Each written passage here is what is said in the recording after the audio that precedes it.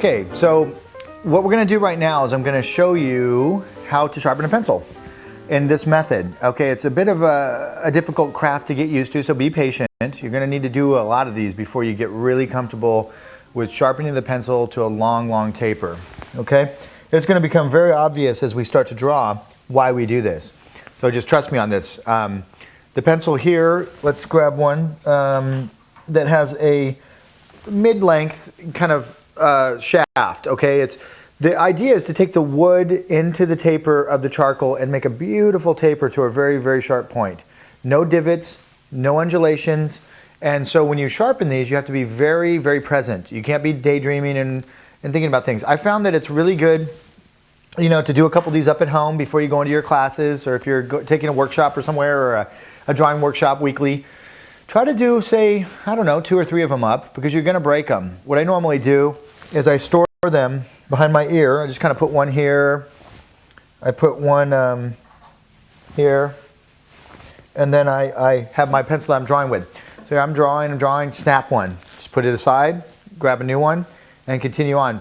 No train of thought has been broken. You don't disrupt the teacher by going to the back of the room and making a bunch of noise. You're not all frazzled and uptight, you know. So what you want to do is get at least 2 to 3, okay? Now, if you're breaking more than 2 or 3, then you're pushing way too hard. Got to be more subtle. Got to develop that subtle hand. So here's a pencil, Conte 1710B, which we normally use. You know, it's one of our staple pencils, and it has a clean break on it. Now, a clean break is what normally happens when you snap one of them. So it's going to be good. Normally when they come from the manufacturer, they have a little point already established, makes it a little easier to sharpen, but not a big deal. Okay, we've got a PDF file that you can download, right, and print out that shows you step by step this process. So, you know, take note, watch what I'm doing, and then go ahead and print that out and look over it and do up a bunch of pencils, and you'll be fine, okay? Here's the pencil. Here's my razor blade, single edge razor blade, not an X-Acto knife, not a buck knife, not a butcher blade. Just trust me. Stick with these little guys. They're perfect. Now, when you sharpen this pencil, you're going to be holding it. Put your hand out and put your pencil in the hand. You're going to be twisting it, okay, as you file off the wood. The object is to get down to the charcoal. Now, between the wood and the charcoal, there is sometimes a little barrier of glue that they use. And that usually just peels right off with the wood. Sometimes it's a little crafty, and you got to chip back towards yourself to get it off. Just be very careful with these. These are sharp blades. You do not want to cut yourself, okay? So this is my disclaimer right now. Be careful. Don't cut yourself, okay? A little common sense goes a long way in this, okay? So I'm going to basically take my fingers and I'm going to pinch the razor blade. Now, as I am pushing, a lot of people I see, they try to push with that hand that's holding the razor blade. That's not what you want to be doing. You want to push with your thumb that's holding and cradling the pencil and rolling it, okay? So I'm pushing with my thumb, and my hand is simply gripping the blade and not doing much of anything, just keeping it steady. Now, when I take off this wood tape, I want to take it off slowly, especially when I start seeing it get down to that charcoal, because this is where you're going to get your divots. You're going to dig in too deep, and you're going to take a big swale out of it. Now, that's going to be problematic. We don't want the blade or the charcoal to do a swale. And I'll talk to you more about that when I start demonstrating how to draw, you know, with these pencils. I'll tell you why you don't want that, and it becomes very apparent as we start to actually practice this discipline. Okay, as I'm chipping this off, you know, you want a trash can around, and you want to try to keep it in the trash can so you don't end up having it all over the floor. Don't sharpen it on your drawing benches because people sit in the charcoal, it gets all over the place. Just little things to think about. Now I'm going to talk about a little bit more. What I've done here is I've exposed a fair amount, just a little bit of length of charcoal. Now I can start my taper, my point. It's got a clean break on it. Now you got to kind of chip at it while you're trying to get that thing, you know, to start a point. And as I chip at it, I'm going to rotate it and turn it, spin it. Now what I've done is, okay, I've taken the wood off with the middle of the blade, right? I'm here at the middle of the blade as I'm taking my wood off. When I go to sharpen, I flip the blade over. Now my right hand that's holding the blade is going to be the one doing the work. The left hand is simply going to be still continue to roll the pencil. Now, I've got a chip to get this clean break to some kind of point. Now, you could stick it in a pencil sharpener, but just again, think of this as a kind of wax on, wax off Karate Kid thing, you know, where you're kind of going through these processes wondering, why is this guy getting me to do these crazy things? And then all of a sudden, it's going to dawn on you, and we're going to do some things, and you're going to say, oh, I get it. That's amazing. And so try to zen out. Try to relax. Try to take a deep breath. Calm down, especially if you're frazzled. You just came in off the freeway. Again, you're just getting to class. You just had a fight with your significant other or argument or something, and you're kind of frazzled, and you just got, the IRS just contacted you for taxes or something. I don't know. Any number of things that could really frazzle you. Okay, as I chip at this thing, little shards of charcoal are splintering off all over the place, right? Don't want to get them in your eye. Okay, if you get one in your eye, it's not the end of the world. Don't panic. Take a break, go to the bathroom, grab a little piece of toilet paper or a little piece of paper, wet it down, look, and just kind of, it'll stick to it and just pull it right out. Because it kind of sticks to the white of your eye. You're going to freak out when this first happens. It used to happen to me all the time, and I would just, I don't like things in my eyes, obviously, as a painter or artist. But anyway, so what I've done to prevent that, either wear glasses, if you have, wear glasses, or squint down so your eyelashes cover your eyes. So when I'm sharpening my pencil, you'll always see me kind of squinting, especially at that initial stage when I'm chipping off that tip, because that's when those pieces of charcoal are really going to be kind of jumping off of that thing. So get a little further down, it won't be as problematic. But I just, keep it. Don't get up like this and do it. Just kind of stay away from it.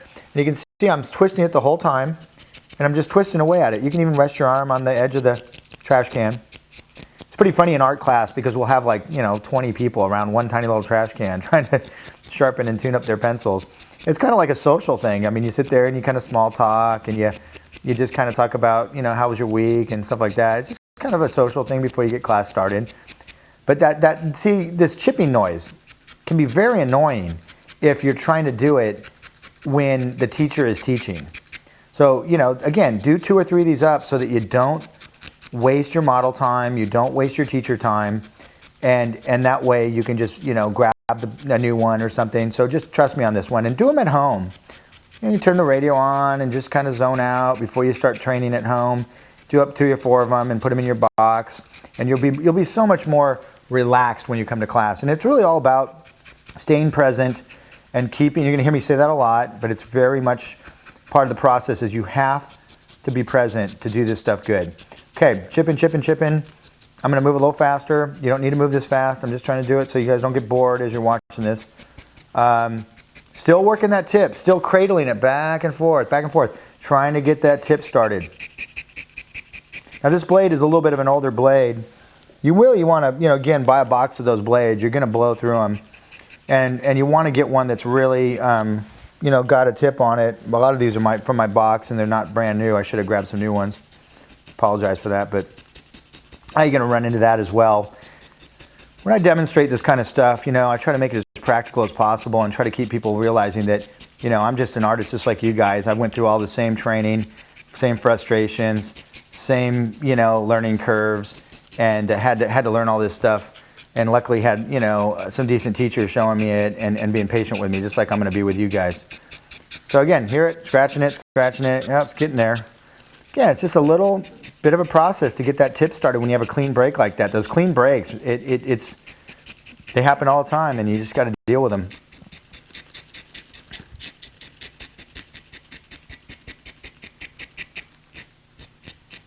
Cradling it back and forth. Almost there.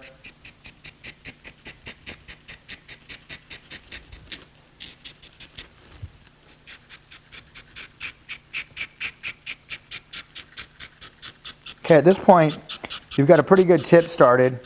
You could then take your sanding pad if you wanted to and just finish it off. Now, when I do the sanding pad, I'm sanding this way, and I'm spinning it at the same time. It's kind of like patting your head and rubbing your stomach. It's a little bit, takes a little bit getting used to, but you can see I hold the pad like this. You can see all the charcoal that's starting to come off on that as I'm filing down my tip.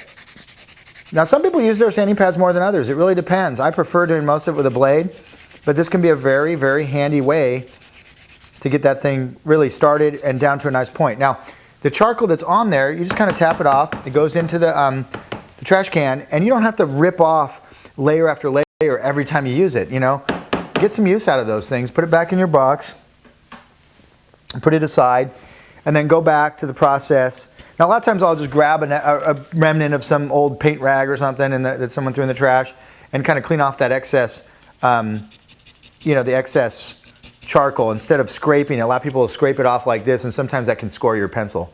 Okay, now you notice that the wood taper goes into, now that's too short of a shaft. It's a little too short for my liking. I like to take them a little bit longer than that. It's really up to you. I've seen people use them at that length. I've seen people use them ridiculously long. The really, really long ones are a little problematic because you're cantilevered so much out over that charcoal that the chances of breaking it are pretty good. And so I think a mid-range length, and that's what I'm going to do right now, and then I'll show you, will probably be what you want to do.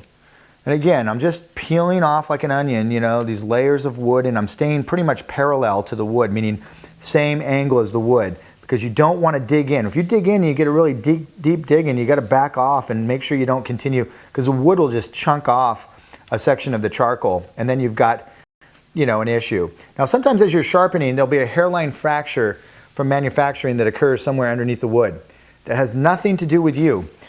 We've kind of wondered over the years, why does that occur? I don't know if they score the pencil maybe periodically to break them, and then maybe that score gets misaligned or something. Again, I don't want to go too much into that, but anyway, what I've noticed is sometimes if you just kind of test it by shaking the tip and see if it wiggles at all. If it's wiggling, there might be a hairline fracture just under the wood, and it's kind of a shame because you're drawing with it, it'll just snap right off.